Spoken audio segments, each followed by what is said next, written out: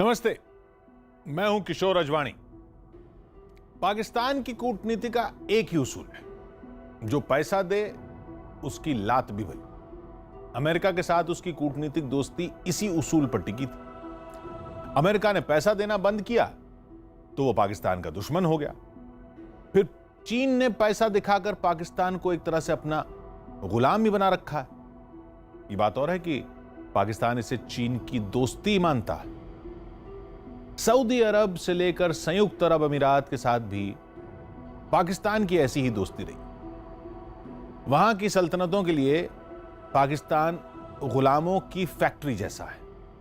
वहां के शाही खानदान के लोग पाकिस्तान सिर्फ शिकार खेलने आते रहे, बदले में पाकिस्तान के गिड़गिड़ाने पर रुपए पैसे से मदद कर देते थे। पाकिस्तान को और चाहिए भी क्या था। करीब 70 साल से यही चल रहा। फिर अचानक पाकिस्तान को यह गुमान हो गया कि वो दुनिया भर के मुस्लिम देशों का नेता बन सकता है। इसी भ्रम में पाकिस्तान के विदेश मंत्री शाह महमूद कुरैशी ने सऊदी अरब को धमकी दे डाली। बदले में सऊदी अरब ने जो किया उसे देखकर एक कहानी याद आ गई। एक गांव में एक कुत्ता था। गर्मी काफी तेज थी, तो वो कुत्ता धूप से बचने के लिए एक बैलगाड़ी के नीचे चलने लगा। धूप से तो वो बच गया, लेकिन जल्द ही उसे यह भ्रम हो गया कि बैलगाड़ी वही खींच रहा है। हेकड़ी दिखाने के लिए उसने बैलगाड़ी रोकने की कोशिश की। इसी चक्कर में वो पहिए के नीचे आ गया। सऊदी अरब से बेवजह पंगे के बाद कुछ ऐसा ही हाल पाकिस्तान का भी। सऊदी अरब की उधारी के भारी भरकम पहिए के नीचे आने के बाद पाकिस्तान अब मदद के लिए चीन की तरफ देख रहा है। इमरान खान ने विदेश मंत्री शाह महमूद कुरैशी को चीन भेज दिया है। यह बताकर भेजा है कि चीन की मदद के बिना पाकिस्तान का गुजारा नहीं हो सकता। क्योंकि अभी का संकट शाह महमूद कुरैशी की बदज़बानी से पैदा हुआ है, इसलिए चीन के सामने मदद की गुहार लगाने के लिए कुरैशी को ही भेजा गया। चीन के साथ लेन देन की बातें होंगी, यह दावा कुरैशी ने किया है। पाकिस्तान को चीन से पैसे लेने हैं, ये लेने हैं इतना तो समझ में आ रहा है, लेकिन चीन को देने के लिए पाकिस्तान के पास है क्या, ये समझने के लिए तो चीन ही जाना होगा। चीन जो खुद ही कुदरत की मार भी झेल रहा है और कूटनीति भी। दक्षिण चीन सागर में अमेरिका के जंगी जहाज चीन के सिर पर सवार हैं। उनसे निपटने के लिए चीन समंदर के अंदर एक गुफा में छिपा है। यह चीन के मन में गहरे तक बैठा डर है या कोई नई साजिश, यह भी समझना हो। तो एक ब्रेक लेते हैं। ब्रेक के बाद देखेंगे चीन के साथ पाकिस्तान कौन सी खिचड़ी पकाने की कोशिश में जुटा है। चीन सागर में शी जिनपिंग की गुफा वाली साजिश की झांकी भी देखें। पाकिस्तान के विदेश मंत्री शाह महमूद कुरैशी चीन के दौरे पर बीजिंग के बजाय वहां के हेनान प्रांत जा रहे हैं। क्यों जा रहे हैं, इसकी अपनी अलग कहानी।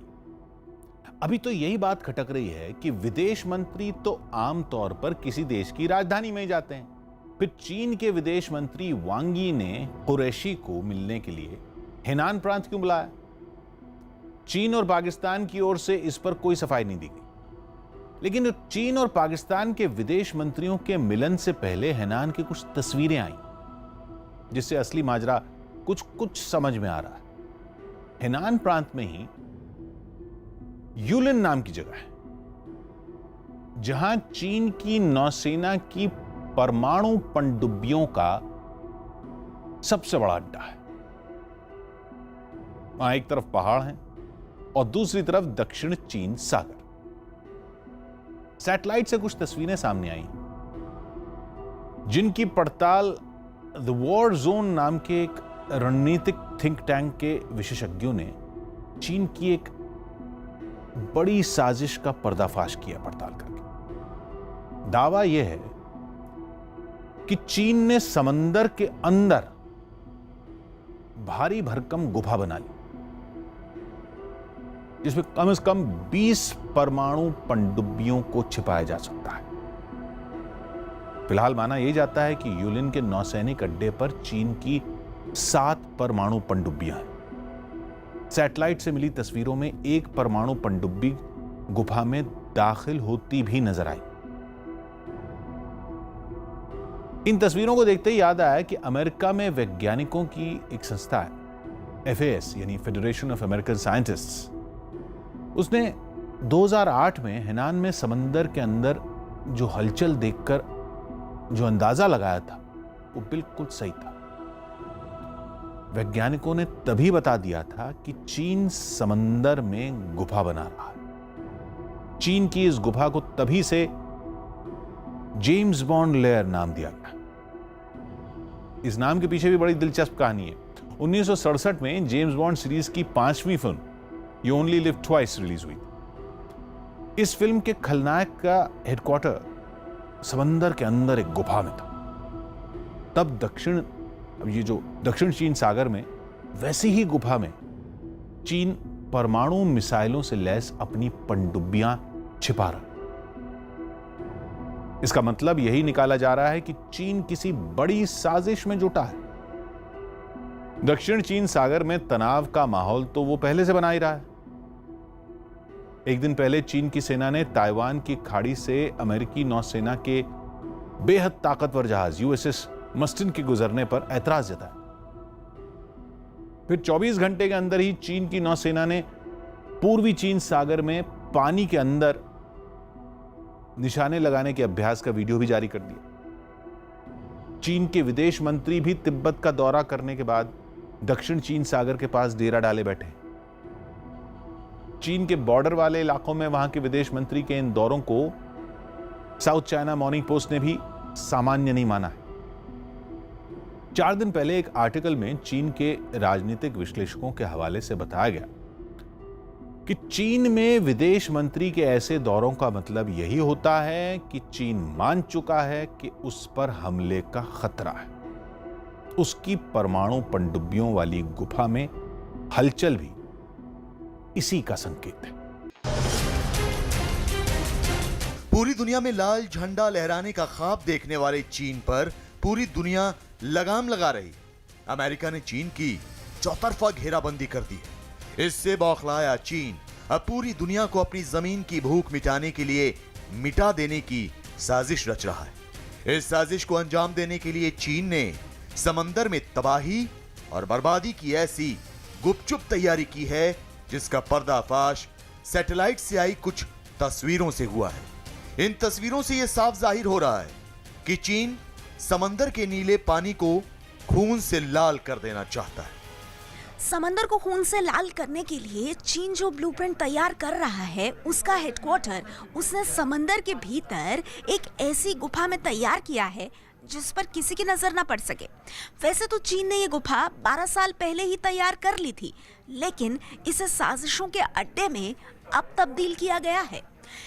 इस जगह पर तबाही की साजिश का पूरा खाका तैयार होने के बाद अब चीन का साथ देने के लिए पाकिस्तान भी पहुंच चुका है। दुनिया को तबाह करने की चीन और पाकिस्तान की गहरी चाल का पर्दाफाश कुछ सैटेलाइट तस्वीरों से हुआ है, जिसका सच जानकर आपके भी पैरों तले जमीन खिसक जाएगी, क्योंकि इस साजिश में छिपी है बहुत बड़ी परमाणु तबाही। इस तबाही का पूरा सच बताने से पहले आपको दिखाते हैं वो तस्वीरें जिससे इस साजिश का पर्दाफाश हुआ।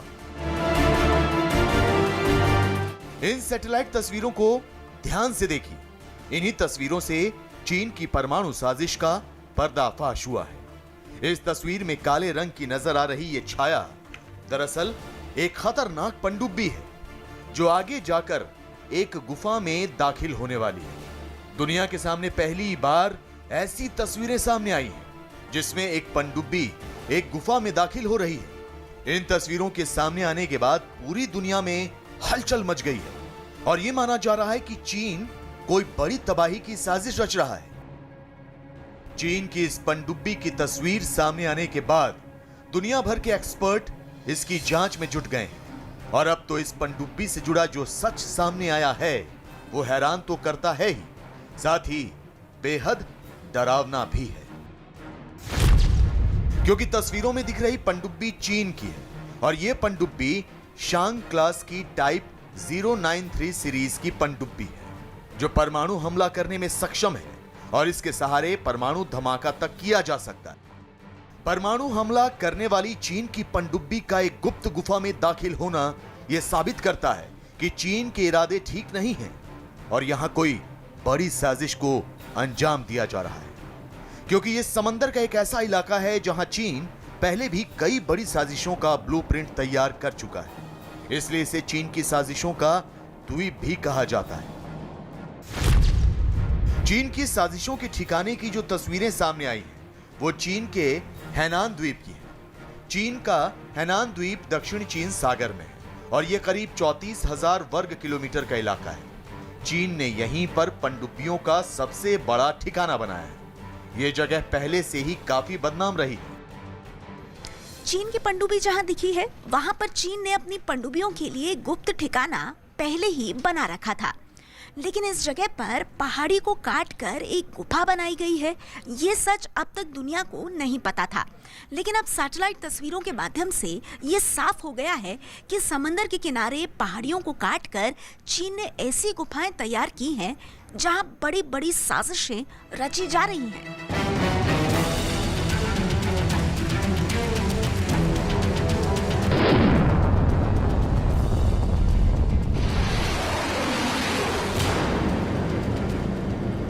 चीन समंदर के किनारे गुफा बनाकर कोई बड़ी परमाणु साजिश रच रहा है। इसका पहला सबूत तो गुफा में दाखिल होती ये पनडुब्बी है, लेकिन इसके साथ ही एक और तस्वीर भी सामने आई है जो ये साबित करती है कि चीन की साजिश बहुत बड़ी है और इसके लिए वो एक दो नहीं बल्कि कई परमाणु पनडुब्बियों का इस्तेमाल कर रहा है।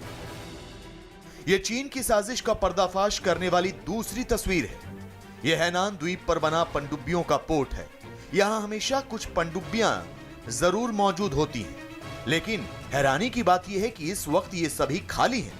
यहां एक भी पनडुब्बी नजर नहीं आ रही। इसका मतलब यही निकाला जा रहा है कि पोर्ट पर मौजूद रहने वाली पनडुब्बियां गुफा में पहुंच गई हैं और गुफा में कोई बड़ी साजिश अंजाम दी जा रही है। जिस जगह पर हमेशा चीन की 4 से 6 पनडुब्बियां मौजूद होती थीं, वहां एक भी पनडुब्बी का ना होना और उसी जगह पर एक गुफा का पता चलना यह साबित करता है कि चीन समंदर में साजिश का ताना बाना बुन रहा है। सबमरीन्स के जो पॉइंट थे वो खाली होने का आशय ये है कि वो सबमरीन्स या तो पेट्रोल में हैं या तो माउंटेन के अंदर कहीं छुपी हुई हैं। तो इस बात की संभावना ज़्यादा लगती है कि चाइना ने जो अदर सबमरीन्स हैं उनको पेट्रोल के लिए भेजा हुआ है और वो पूरे साउथ चाइना सी में या अन्य जगहों पर वो इसी तरह की पेट्रोलिंग कर रही हैं, किसी तरह की साजिश में वो लगी हुई हैं। पनडुब्बियों की गुफा हैनान द्वीप पर है और यह द्वीप सैन्य रणनीति के हिसाब से बेहद अहम माना जाता है, क्योंकि हैनान द्वीप दक्षिण चीन सागर में है जिस पर कब्जा करने के लिए चीन दशकों से कोशिश कर रहा है और अमेरिका यहां उसका रास्ता रोके खड़ा है। हैनान द्वीप चीन के लिए काफी अहम है क्योंकि इसके आसपास फिलीपींस, वियतनाम और ताइवान जैसे देश हैं। यही नहीं, इसके पास ही पार्सेल आइलैंड भी है। चीन इस जगह से आसानी से कहीं भी सैन्य कार्रवाई कर सकता है। इसके साथ ही हैनान चीन के लिए प्रशांत महासागर में प्रवेश द्वार की तरह काम करता है और फिलीपींस सागर के लिए भी हैनान प्रवेश द्वार की ही तरह काम करता है। चीन इस द्वीप का राजनीतिक महत्व अच्छी तरह समझता है, इसीलिए उसने इस द्वीप को अपनी नौसेना का सबसे बड़ा ठिकाना बना लिया है। यहीं से उसके युद्धपोत पूरे दक्षिण चीन सागर में दादागिरी करते हैं, लेकिन इस जगह को उसने परमाणु ठिकाने में बदल दिया है। यह सच अब दुनिया के सामने आ रहा है। इससे यह भी जाहिर हो रहा है कि दक्षिण चीन सागर पर कब्जा करने के लिए चीन कोई बहुत बड़ा ऑपरेशन अंजाम देने की तैयारी में है। चाइना ने ये जो पूरा बेस है इसमें जो है एयर डिफेंस सिस्टम भी लगाया है, मिसाइल्स भी तैनात की हैं। अपने जो तमाम जो डिफेंस के जो इक्विपमेंट्स हैं वो वहाँ पे डिप्लॉय कर रखे हैं और बहुत सारे इंफ्रास्ट्रक्चर भी बनाए गए हैं जो कि इस बेसिंग फैसिलिटी के लिए ज़रूरी हो सकते थे। हैनान द्वीप की सैटेलाइट तस्वीरों से यह साफ हो जाता है कि चीन दक्षिण चीन सागर को अपने कब्जे में करने के लिए परमाणु जंग की तैयारी कर चुका है और वो अब जंग की चिंगारी भड़कने का इंतजार कर रहा है। लेकिन उसके इस साजिश में पाकिस्तान कैसे शामिल हुआ और इमरान कैसे शी की परमाणु साजिश के पार्टनर बने, इसका सच और भी हैरान करने वाला है।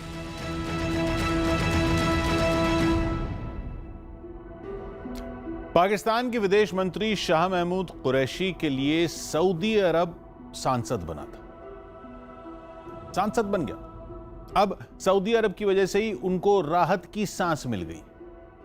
कुरैशी के बयान से भड़के सऊदी अरब को मनाने गए पाकिस्तान के army chief general Qamar Javed Bajwa वहां से बेइज्जत होकर लौटे। सऊदी अरब ने पाकिस्तान को जो $300 करोड़ यानी भारतीय रुपयों में करीब 22,000 करोड़ का उधार दिया था, उसे चुकाने के लिए पाकिस्तान को मोहलत नहीं मिली। अब खबर है कि उसी रकम का जुगाड़ करने की जिम्मेदारी इमरान खान ने शाह महमूद कुरैशी को ही सौंप दी। पाकिस्तान को सऊदी अरब के संकट से बचने का जो रास्ता सूझा वो सीधा चीन की तरफ जाता है। शाह महमूद कुरैशी भी चीन चल पड़े। जाने से पहले उन्होंने सोशल मीडिया पर वीडियो जारी किया जिसमें उन्होंने दावा किया कि वो पाकिस्तान के लिए बहुत महत्वपूर्ण दौरे पर चीन जा रहे हैं। कुरैशी के साथ पाकिस्तान के विदेश सचिव और अफसरों की एक टीम भी जानी। पाकिस्तान की मीडिया के मुताबिक कुरैशी चीन जाकर वहां के विदेश मंत्री यांग वी से मिलेंगे और CPEC यानी चीन Pakistan economic corridor, China Pakistan economic corridor और दूसरे कारोबारी मसलों पर बात करें। कुरैशी के चीन रवाना होने से पहले पाकिस्तान के प्रधानमंत्री इमरान खान ने खुलकर यह बात मान ली कि पाकिस्तान का गुजारा चीन के बिना नहीं हो सकता। यहां तक कह दिया कि पाकिस्तान का भविष्य चीन पर ही टिका है, जो अच्छे बुरे वक्त में पाकिस्तान के साथ खड़ा हो जाता है। अब पाकिस्तान में अच्छा वक्त तो दूर दूर तक नजर नहीं आ रहा, इसलिए इमरान के बयान का सीधा सा मतलब यही है कि दुर्दिन में चारों तरफ से दुत्कारे जाने के बाद पाकिस्तान को अब चीन का ही सहारा है। पाकिस्तान के अखबार द एक्सप्रेस ट्रिब्यून ने 5 साल पहले बताया था कि इंपोर्ट यानी दूसरे देशों से पाकिस्तान जो सामान खरीदता है उसमें अमेरिका पहले और चीन दूसरे नंबर पर है।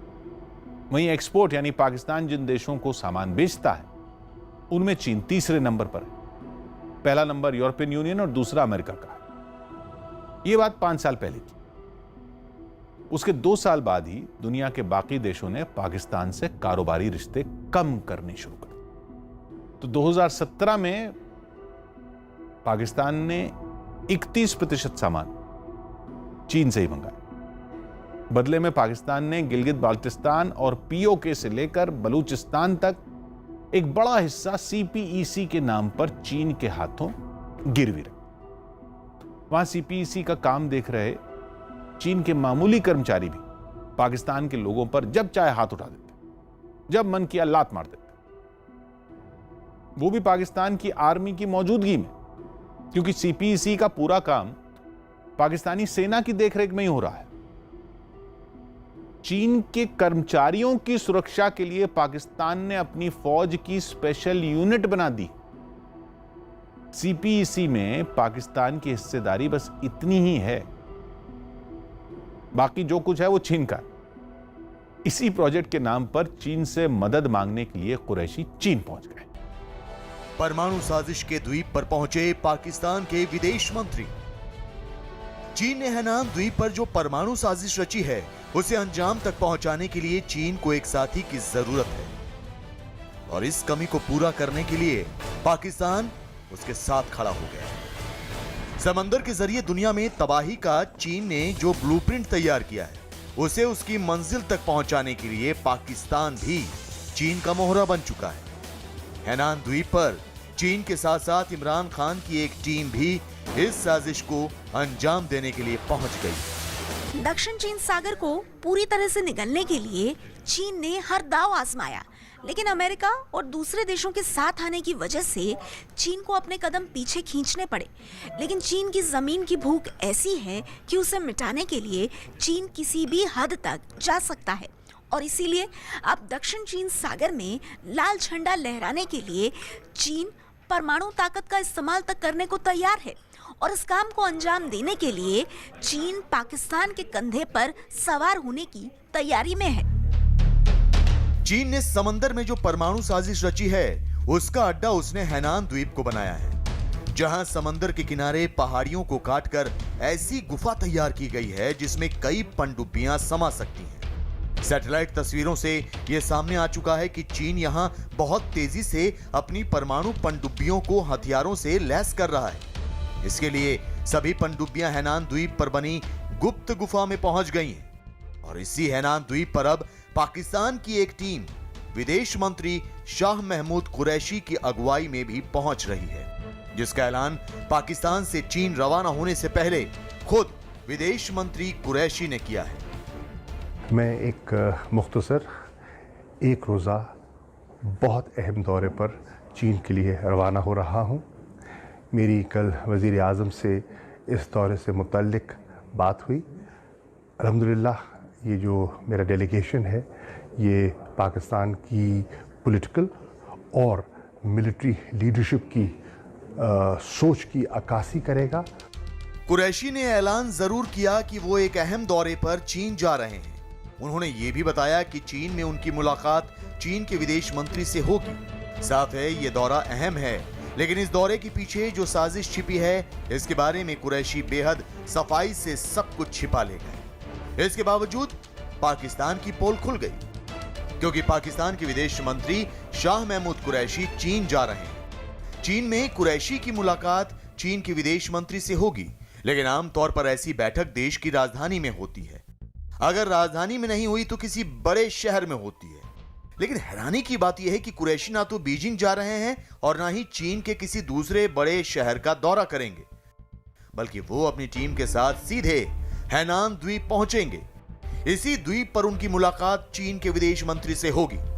पाकिस्तान के विदेश मंत्री का एक बड़ी टीम लेकर हैनान द्वीप पर पहुंचना यह साबित करता है कि चीन ने यहां साजिशों की जो गुफा तैयार की है वहां पाकिस्तान भी कदम ताल करने पहुंच गया है। दक्षिण चीन सागर के एक छोटे से द्वीप जहां चीन की नौसेना का सबसे बड़ा अड्डा है, वहां अगर किसी दूसरे देश का रक्षा मंत्री भी जाए तो बात समझ में आती है, लेकिन अगर विदेश मंत्री वहां जाता है तो साफ है कि पर्दे के पीछे कोई बड़ी चाल अंजाम दी जा रही है।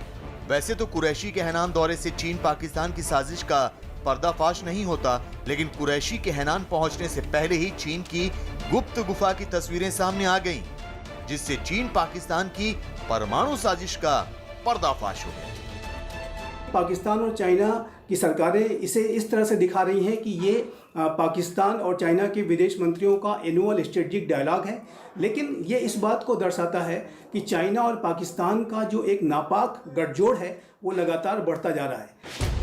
हैनान द्वीप पर चीन कोई बड़ी साजिश रच रहा है।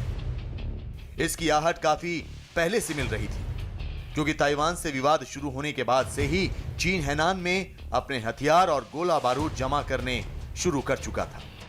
लेकिन जैसे ही चीन के जंगी जहाज और सैनिकों की संख्या ताइवान की सीमा पर बढ़ाई गई, वैसे ही अमेरिका ने दक्षिण चीन सागर में युद्धाभ्यास करके चीन को सीधी चुनौती दे दी। इसके बाद चीन के कदम रुक जरूर गए, लेकिन उससे पहले चीन ने ताइवान को घेरने के लिए युद्धाभ्यास की भी आड़ ली और उसने हैनान द्वीप पर युद्धाभ्यास शुरू कर दिया।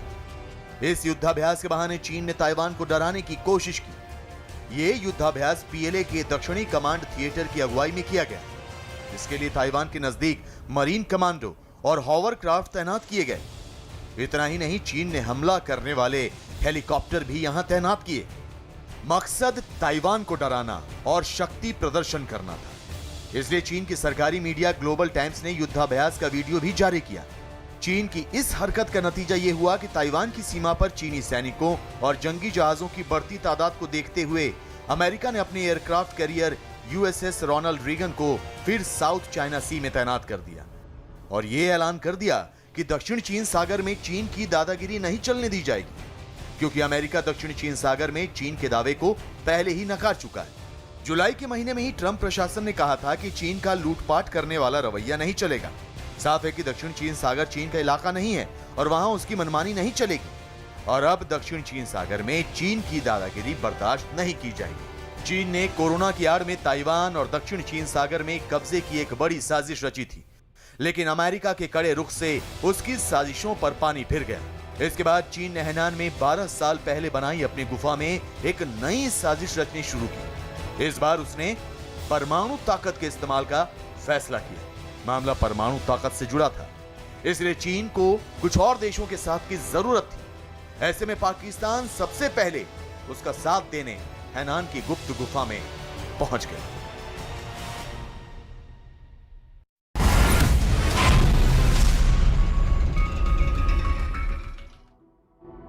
विश्व में विनाश लीला।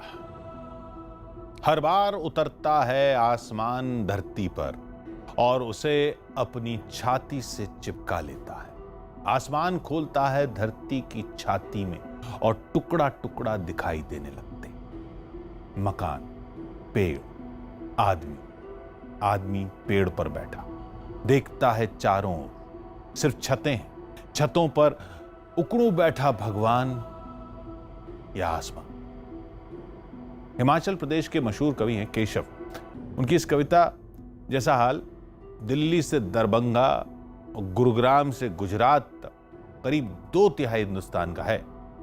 2 दिन से लगातार बारिश के बाद गुरुग्राम में बाढ़ जैसे हालात में फंसे कुछ लोगों ने सोशल मीडिया पर तंज कसा कि वो गुरुग्राम नहीं, गुरुजैम में रह रहे हैं। सड़कों पर घुटनों से लेकर कमर तक पानी भरने के बाद घर की छत, बालकनी या खिड़कियों से इलाके की बेबसी देखने के बाद लोग कहें भी तो और क्या कहें। ऐसा हाल देश के हर उस गांव, हर उस शहर का है जहां बादल मनमाने तरीके से बरस रहे। मॉनसून की बारिश का जो पानी किसानों की जिंदगानी हुआ करता था, वही अब उनकी सबसे बड़ी परेशानी बन गया। सरकार की तरफ से बाढ़ में फंसे लोगों तक राहत और बचाव की जितनी कोशिशें हो सकती हैं वो हो रही। मौसम विभाग रोज अलर्ट जारी कर रहा है। बाढ़ नियंत्रण की जिम्मेदारी संभालने वाला केंद्रीय जल आयोग भी लगातार बता रहा है कि कौन सी नदी खतरे के निशान से ऊपर है, कहां जलाशय और डैम ओवरफ्लो करने वाले हैं। इन चेतावनियों का मकसद यह है कि बाढ़ का पानी पहुंचने से पहले लोगों को सुरक्षित जगहों पर पहुंचा दिया। सुरक्षित जगहों पर पहुंचाने के लिए राज्यों की आपदा प्रबंधन फोर्स के साथ साथ एनडीआरएफ की टीमें भी तैनात हैं। उसके बाद भी राहत कम है। मॉनसून के 81 दिनों में हुई बारिश ने नदियों के कच्चे तटबंध पहले से ही तोड़ रखे। पहाड़ों की ढीली मिट्टी बारिश में गीली हो चुकी। जाहिर है अब जब भी बारिश होगी तो नदियों का पानी टूटे तटबंधों से तबाही मचाएगा और पहाड़ों पर तेज बारिश के साथ मिट्टी और पत्थर की बाढ़ सताएगी। नुकसान कितना हो चुका है, कितना होगा, यह अंदाजा लगा पाना भी मुश्किल। बहुत ज्यादा होगा, यह तो तबाही की तस्वीरें देखकर ही समझ में आ रहा। हाहाकार।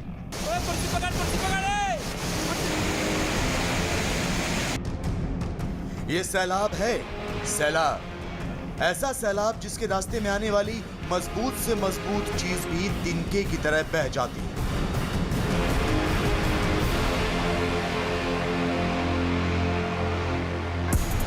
ऐसा सैलाब जिसमें आशियाने गुम हो जाते हैं। ऐसा सैलाब जिसमें रास्ते नजर ही नहीं आते। इंसान अपनी जान की खैर मनाता रहता है, जानवर जिंदगी की जंग लड़ते रहते हैं और सैलाब सब कुछ तबाह करने की ओर बढ़ता जाता है। भारत के अधिकतर हिस्सों में यह सैलाब ना तो थमने का नाम ले रहा है और ना ही इसके रुकने के आसार नजर आ रहे हैं।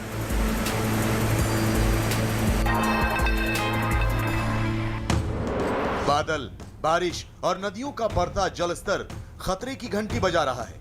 गांव तो गांव अब हालात ऐसे हो चले हैं कि शहरों में भी पानी के प्रहार से लोग कराह उठे हैं।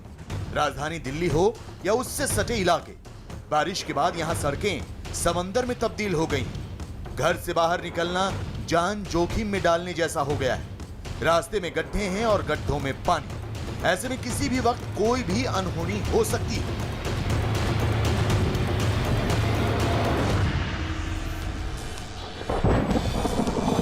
दिल्ली में पिछले कुछ घंटों से बादल लगातार बरस रहे हैं। मौसम सुहावना हो गया है। लेकिन खतरा भी बढ़ गया है। इस खतरे की बानगी हैं ये तस्वीरें। दिल्ली के प्रहलादपुर इलाके में बारिश के बाद एक बार फिर डरावनी तस्वीरें सामने आई। यहां अंडरपास में एक बार फिर पानी भर गया। ट्रैफिक रोकने के लिए लगाए गए बैरिकेड भी पानी में डूबे दिखाई दिए। तो हर बार की तरह इस बार भी बसें बारिश के बाद पानी से लबालब इस अंडरपास में फंस गई। देखिए, इस बस की सिर्फ छत नजर आ रही है। पूरी की पूरी बस जल समाधि ले चुकी है। पिछले 24 घंटे से ज़्यादा का वक्त हो गया है और लगातार दिल्ली एनसीआर में बारिश हो रही है। और बारिश के बाद दिल्ली का क्या हाल है वो आपको तस्वीरों के जरिए दिखाने की कोशिश करते हैं। ये दिल्ली का वो सबसे फेमस स्पॉट है जहां पर बारिश के बाद अक्सर टीवी कैमरा पहुंच जाते हैं। ये पुल प्रहलादपुर है और यहां पर टीवी कैमरे इसलिए पहुंचते हैं क्योंकि आप देख रहे हैं कि पानी किस कदर यहां पर भर गया है कि जो गाड़ियां हैं वो पानी में डूबी पड़ी हैं। गुरुवार को दिन के वक्त हुई बारिश से यहाँ पानी इतना बढ़ गया कि अंडरपास से सटी कॉलोनियों में रहने वाले लोगों को भी डर सताने लगा।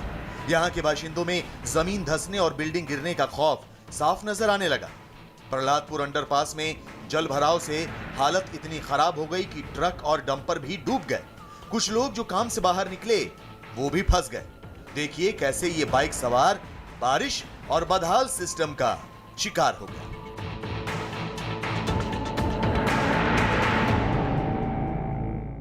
हालांकि सिर्फ एक जगह नहीं बल्कि राजधानी के कई इलाकों में बारिश की वजह से हाहाकार मच गया। सड़कों पर गाड़ियों की लंबी कतारें लग गईं। ये 3 तस्वीरें उसकी तस्दीक करती हैं। बारिश का पानी भरने की वजह से दिल्ली के आईटीओ इलाके में ट्रैफिक की रफ्तार पर ब्रेक लग गया। सड़कों पर गाड़ियां हर बार की तरह एक बार फिर रेंगती नजर आई। कुछ इसी तरह का नजारा दिल्ली के मोती बाग इलाके में भी दिखाई दिया, जबकि सरिता विहार में भी सड़कों पर पानी भरने की वजह से गाड़ियां रेंगती नजर आई। दिल्ली में हो रही लगातार बारिश का असर ट्रैफिक पर भी देखने को मिल रहा है। इस वक्त तस्वीरें आपको दिखा रहे हैं साउथ मोती बाग से। ये आप तस्वीरें देखिए कि रिंग रोड जो है वो किस तरीके से जाम की वजह से थम सी गई है। वाहनों की रफ्तार बेहद कम है। जहां तक आपकी नजर जाएगी इस पूरे स्ट्रेच को आप देखिए तो ट्रैफिक जो है वो बेहद स्लो है। दिल्ली से सटे गुरुग्राम, जिसे साइबर सिटी भी कहा जाता है, उसका भी हाल देख लीजिए। यहाँ गुरुवार को भी सड़कों पर पानी भरा हुआ नजर आया। बारिश के बाद गुरुग्राम के चौक चौराहों पर पानी का कब्जा हो गया, तो वाहन चालकों को सड़कों पर मौजूद गड्ढे भी नजर नहीं आ रहे थे। देखिए कैसे ये कार पानी से भरे गड्ढे में गिरी और हवा में उछल गई। दरअसल इस कार के ड्राइवर को बारिश की वजह से गड्ढा नजर ही नहीं आया। नतीजा ये कि कार का अगला पहिया गड्ढे में गिरा और कार उछल गई। गुरुग्राम के जिस सबवे में बुधवार को एक कार डूब गई थी, उस सबवे से 24 घंटे बाद भी पानी नहीं निकाला जा सका। हालांकि फायर ब्रिगेड की टीमें पानी निकालने के काम में जुटी रही, लेकिन रुक रुक कर हो रही बारिश ने फायर ब्रिगेड की मुश्किलें बढ़ा दी।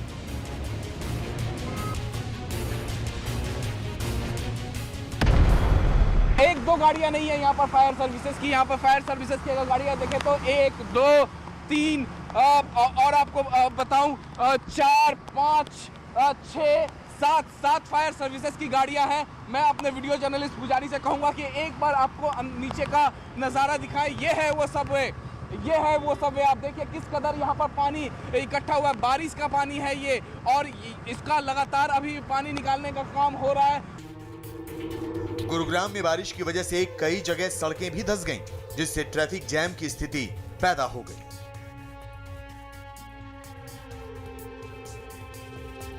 भारी बारिश से राजधानी दिल्ली और उसके आसपास के इलाके जहां पानी पानी हो गए, तो वहीं देश के दूसरे हिस्सों में भी बादल बगावत करते नजर आए। भारी बारिश से जूझते गुजरात के राजकोट में एक बाइक सवार के उफनती नदी में बहने का एक डरा देने वाला वीडियो सामने आया। यह घटना उस वक्त हुई जब बाइक सवार उफनती नदी को पार करने की कोशिश कर रहा था, लेकिन इस लापरवाही ने उसे बड़े खतरे की तरफ धकेल दिया। घटना का जो वीडियो सामने आया उसमें कुछ लड़के अपनी जान की बाजी लगाकर उसे बाहर निकालने की कोशिश करते दिखे। पहले उन्होंने सैलाब के बीच फंसी उसकी मोटरसाइकिल को खींचकर बाहर निकाला और इसके बाद रस्सी की मदद से बाइक सवार को भी ऊपर खींच लिया। गुजरात के राजकोट में बारिश की वजह से आजी बांध ओवरफ्लो होने की कगार पर है, तो राजकोट से ही सैलाब के सितम की एक और तस्वीर सामने आई। पानी की तेज धार में फंसने की वजह से 3 गायें बह गईं। दरअसल 4 गायें सड़क पर बह रहे पानी की तेज धार में फंस गई थी। सभी गायें पानी की तेज धार से बचने की कोशिश करती रही, लेकिन वो खुद को नहीं बचा पाई और धीरे धीरे एक एक करके पानी के तेज बहाव में बहती चली गई।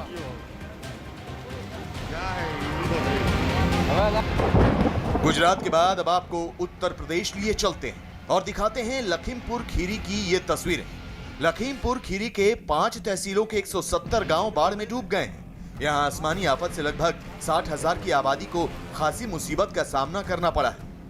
घाघरा नदी में उफान से अब तक जिले में लगभग 1200 एकड़ जमीन नदी में समा चुकी है। लगभग 500 एकड़ धान, गन्ने और दलहन की फसल को नुकसान पहुंचा है। तो सबसे बड़ा खतरा इन मगरमच्छों के तौर पर सामने आ रहा है। देखिए कैसे बाढ़ की वजह से मगरमच्छ गांव तक आ गए।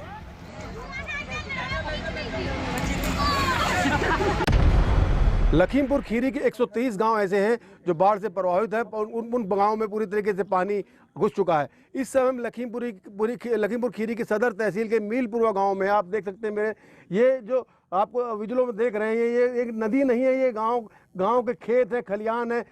जो गन्ने की फसल है, गन्ने की फसल आप देख सकते हैं बिल्कुल 1 से 2 फुट दिखाई दे रही है। बाढ़ की दिक्कत हमारे पास नाव भी नहीं सर, और कोई व्यवस्था नहीं जो हम यहाँ से चले जाएं, बीमार पड़ जाएं तो भी परेशानी है, वैसे भी चलने से परेशानी है। तो हमारी बस आपसे प्रार्थना है, निवेदन है कि हमको गांव वालों को कहीं ऊंचे पर व्यवस्था बना दी जाए तो रहे। मैदानी इलाकों के साथ साथ मॉनसून की मार पहाड़ों पर भी पड़ रही है। पिथौरागढ़ से आई ये तस्वीरें देखिए। जिले के नाचनी इलाके में पहाड़ टूटकर नीचे गिर रहे हैं। पिछले 2 दिनों से लगातार हो रही बारिश की वजह से पहाड़ का बड़ा हिस्सा जमीन पर गिर रहा है, जिससे इलाके के लोगों में दहशत है। उत्तराखंड के रामनगर में बारिश की वजह से उफनते नाले में एक बस फंस गई, जिसके बाद खुदाई में इस्तेमाल होने वाली मशीन की मदद से बस को बाहर निकाला गया। एक बड़ा हादसा होने से टल गया, लेकिन लगातार हो रही बारिश की वजह से इलाके के कई नाले अब भी उफान पर हैं, जिसकी वजह से कई सड़कें बंद हो गई हैं और हाईवे से गुजर रही कई गाड़ियां फंसी हुई हैं।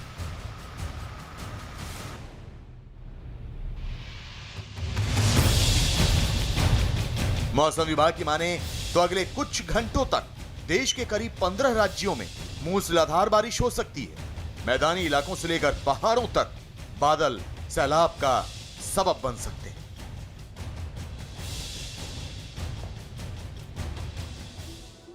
चीन को गर्मियों में सूखे ने मारा और अब बाढ़ के पानी ने नानी याद दिला दी। कहने के लिए नहीं कह रहे हैं, सचमुच चीन में मौसम की मार से अनाज का जो संकट पैदा हुआ है, उससे चीन के लोगों को दादी नानी से सुनी 1960 की भूखमरी की कहानी ही याद आ रही है।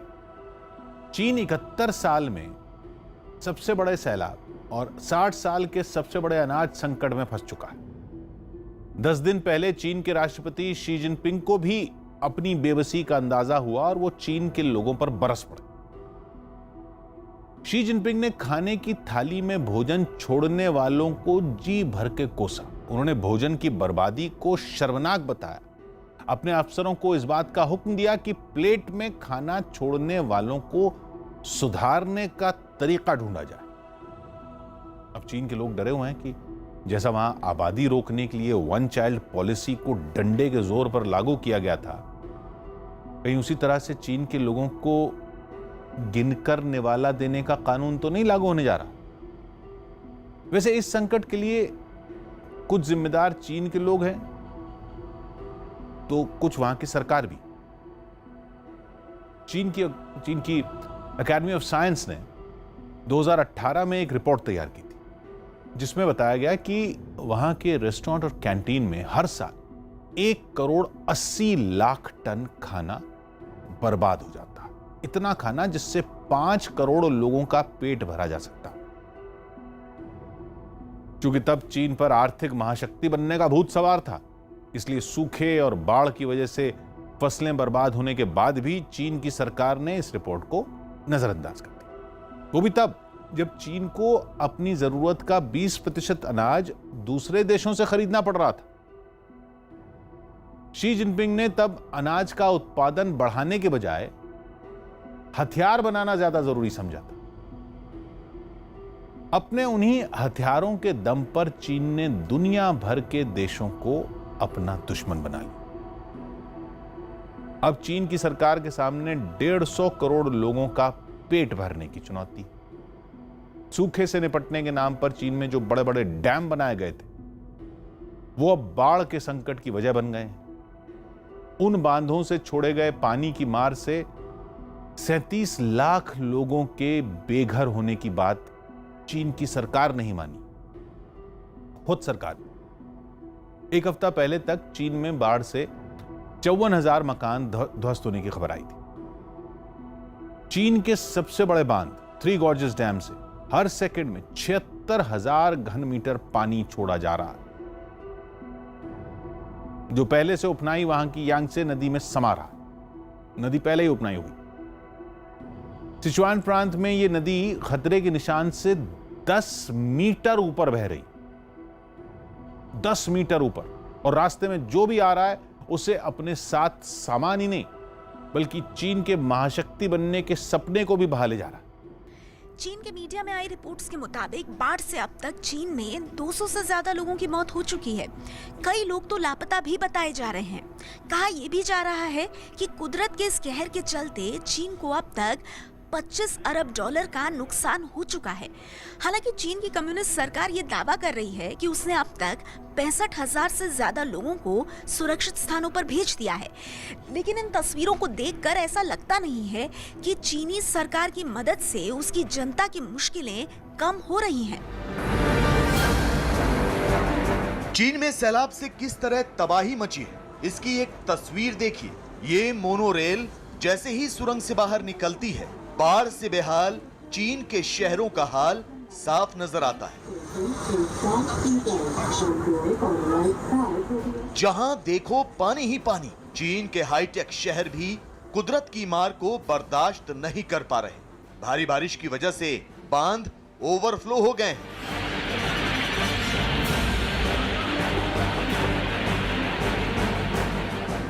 तो नदियों का पानी शहरों में घुसकर तांडव मचा रहा है। चीन के कई शहरों में गाड़ियों की जगह नावें चलती नजर आ रही हैं। स्थानीय प्रशासन लोगों को रेस्क्यू करने की कोशिश तो कर रहा है, लेकिन मौसम का मिजाज ऐसा है कि ये मदद भी नाकाफी नजर आ रही है।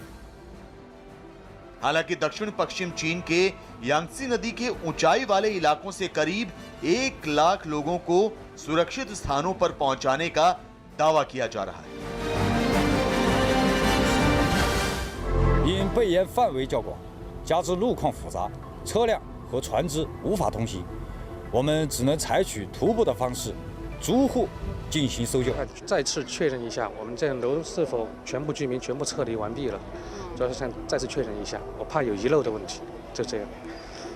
工作做细一点会好一点，肯定好很多，确保居民的安全。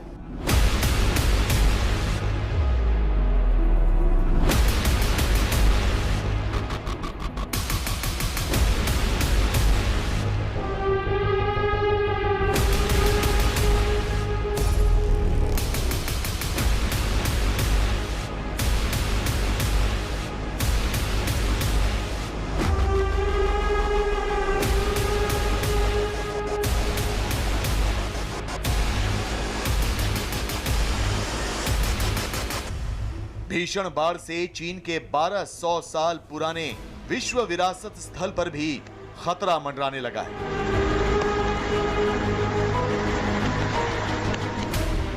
यूनेस्को के इस विश्व विरासत स्थल पर स्थित भगवान बुद्ध की 233 फुट ऊंची प्रतिमा को बचाने के लिए स्थानीय प्रशासन बालू की बोरियां डाल रहा है। चीन के सरकारी टीवी चैनल की रिपोर्ट के मुताबिक बाढ़ की वजह से कीचड़ से भरा पानी साल 1949 के बाद पहली बार सिचुआन प्रांत में स्थित भगवान बुद्ध की मूर्ति के अंगूठे तक पहुंच गया। हालांकि अब सिचुआन में बाढ़ में कुछ कमी आई है और भगवान बुद्ध की इस विशालकाय मूर्ति के अंगूठे फिर से नजर आने लगे।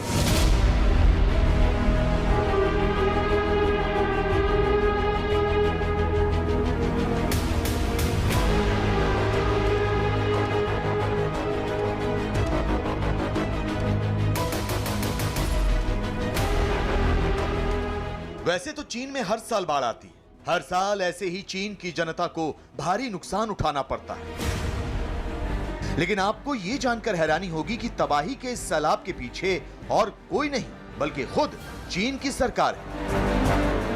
जी हां, सही सुना आपने, वो चीन की सरकार ही है जिसकी वजह से यहां हर साल सैलाब सैकड़ों लोगों की जान ले लेता है। दरअसल चीन पानी को एक हथियार के तौर पर इस्तेमाल करने की रणनीति बनाता रहा है। इसके लिए चीन की सरकारों ने पिछले कुछ दशक में 87,000 से ज्यादा बांध बनाए हैं। चीन की सबसे बड़ी नदी यांगसी और उसकी सहायक नदियों पर आज से 7 साल पहले तक 100 बांध बनाए जा रहे थे। यही नहीं, चीन ने मेकोंग नदी पर भी करीब 11 बांध बनाए हैं। चीन बांध के जरिए अपने देश में बहने वाली तमाम नदियों का पानी रोक लेता है। उसे लगता है कि वो इन नदियों का पानी कभी भी छोड़कर पड़ोसी देशों को तबाह कर सकता है। लेकिन चीन ये भूल रहा है कि जब बांध भर जाएंगे तो उससे पानी छोड़ना होगा और यही पानी उसके शहरों पर भी काल बनकर टूटेगा। तो शायद यही वजह है कि चीन में इस साल सैलाब ने तबाही की ऐसी पटकथा लिखी है जिससे शी जिनपिंग की सरकार भी हिल गई। A new wave of flooding has hit China's southwest. Authorities are warning the massive Three Gorges Dam is facing the largest flood peak in its history. Now, in Sichuan, more than 100,000 people have been forced to evacuate. And for the first time, the province raised its emergency response level to the highest. Three Gorges Dam. जी हाँ, Yangtze नदी पर चीन का विशालकाय Three Gorges Dam बना है, जिसे बाढ़ का सबसे बड़ा कारण बताया जा रहा है। दरअसल चीन ने इस बांध के टूटने के डर से जल्दबाजी में बांध के गेट खोल दिए थे, जिससे दक्षिण चीन का एक बड़ा हिस्सा सैलाब की चपेट में आ गया। हालांकि थ्री गॉर्जेस डैम को चीन इंजीनियरिंग का सबसे बेहतरीन नमूना बताता है, लेकिन ये बांध विकास नहीं बल्कि विनाश का सबब बन रहा है।